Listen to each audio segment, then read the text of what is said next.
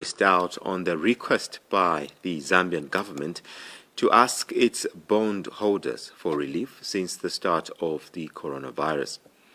While some are skeptical, others, like youth advocate Mwape Musonda, feel this is the best thing for Zambia, bearing in mind how it has been hit by COVID-19 and that it is not likely to be the only African country to go that route. According to Bloomberg, the currency of Africa's second biggest copper producer is the world's worst performer this year, making payments on its 11.7 billion in external debt even more costly after foreign reserves slid to record lows. One of several African countries suffering from a heavy burden of debt, could be the first nation on the continent to default on its debt due to the coronavirus pandemic.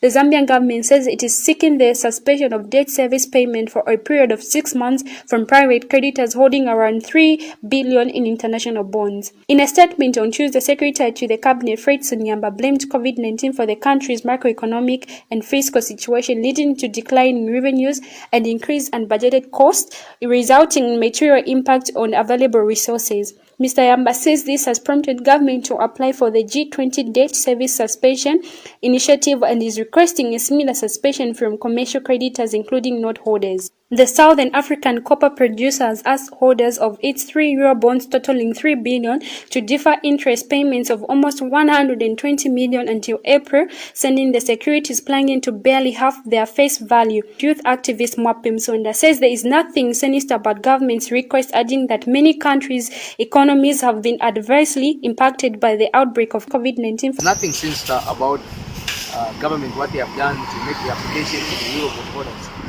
I mean, we are all alive to the fact that the COVID-19 has affected economies world over, and everyone who's proactive and they don't want to default on their credits, they are making sure that you engage your creditors so that they give you relief in terms of when you can pay. Zambia, whose external government debt jumped 7-fold in 10 years, says the pandemic triggered unprecedented liquidity crunch that complicates its capacity to repay debt on time.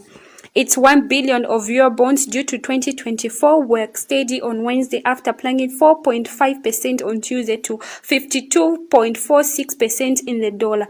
It remains to be seen if the creditors will respond favorably to the debt deferment.